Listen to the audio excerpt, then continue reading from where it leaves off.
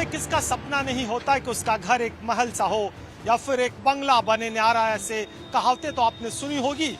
लेकिन जब अधिकारी अपने रसूख के दम पे अपने घरों को महल के तौर पे बनाते हैं तो सवाल उठना लाजमी है। हम इस वक्त हैं दिल्ली साउथ ईस्ट दिल्ली के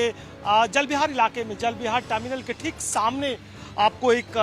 कंस्ट्रक्शंस, आपको ये एक लोकेशंस दिख रहा होगा। अगर मैं अपने कैमरे को जूम करके थोड़ी सी दिखाने की कोशिश करूं कि एक बड़ा पीछे सफेद सा आपको एक पैलेस सा दिखेगा। ये पैलेस है, कभी ये पैलेस पुरातत्व विभाग या कहें तो दिल्ली के ऐतिहासिक धरोहरों का एक हिस्सा, जिसे महल ऑफ पठान्स कहा करते थे। लेकिन अब ये नया आवास है दिल्ली जल बोर्ड के पूर्व सीईओ रहे उदित प्रकाश का। जी हाँ, उदित प्रकाश जब वो बतौर दिल्ली जल बोर्ड के सीईओ थे, उन्होंने अपने लिए ये, या दिल्ली जल बोर्ड के सीईओ के लिए ये घर बनाया था। हालांकि उनका अब ट्रांसफर हो चुका है, अब वो मिजोरम में है, लेकिन ये घर फिलहाल उन्हीं के जिम्मे है। हमने इनके गार्ड से बात करने की कोशिश की और कहा कि उनसे मुलाकात करना है, तो हमें बताया गया कि घर में कोई नहीं रहता, उनका परिवार रहता है और उनकी चूंकि पत्नी पेशे से टीचर्स है, वो बाहर गई है और दरवाजा बंद है। और अभी भी अगर आपको इस पूरे कंस्ट्रक्शन साइट के बाहर की ऊंची ऊंची जो टिन सेट्स का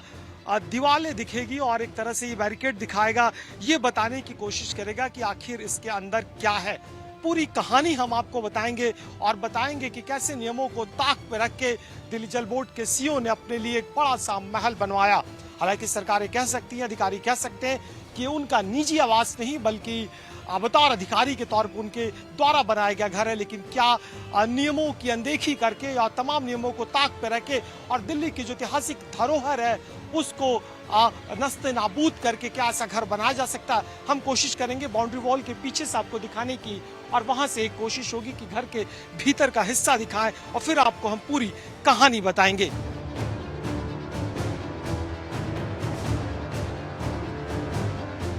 पूरी कहानी शुरू होती है साल 2020 में, जब दिल्ली का पुरातत्व विभाग को जल बोर्ड के भीतर जो महल ऑफ पठान्स के नाम की एक ऐतिहासिक धरोहर मिलती है, उस ऐतिहासिकता को देखते हुए संरक्षित करने के लिए दिल्ली जल बोर्ड को नोटिस दिया जाता है। लेकिन आनन फानन में उसी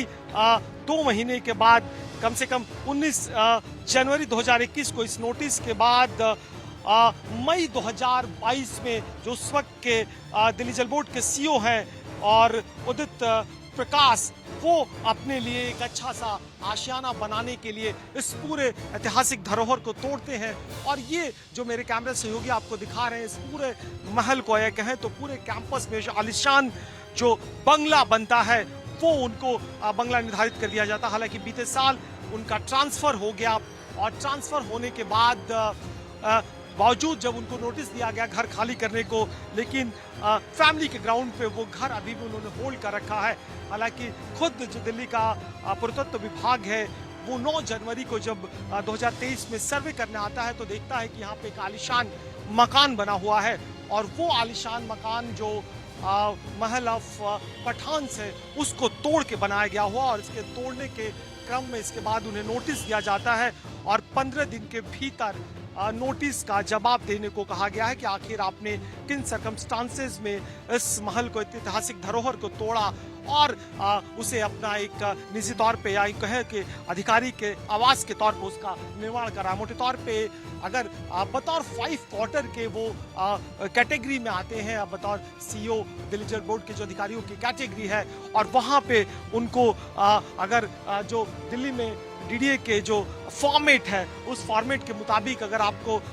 टाइप 5 के मकान को आपको अलॉट किया जाता है तो उसका जो सीमा है वो कम से कम 105 से लेकर करीब 150 स्क्वायर वर्ग मीटर के भीतर ये इसकी सीमा नजर आती है। और उसमें आपको मकान अलॉट करने या मकान बनाने का, निर्माण करने की परमिशन होती है। लेकिन ये आलिशान मकान देखिए किस तर्ज पे और बनने के बाद आज भी उन्हीं के जिम्मे है। और वो अभी हालांकि इसको लेकर जो दिल्ली जल बोर्ड के मंत्री हैं सौरभ भारद्वाज, उनको भी विभाग ने नोटिस दिया और कहा है कि किन हालात में, किन के परमिशन से और किस अधिकार से इस ऐतिहासिक धरोहर को तोड़ के इस बंगले का निर्माण कराया गया।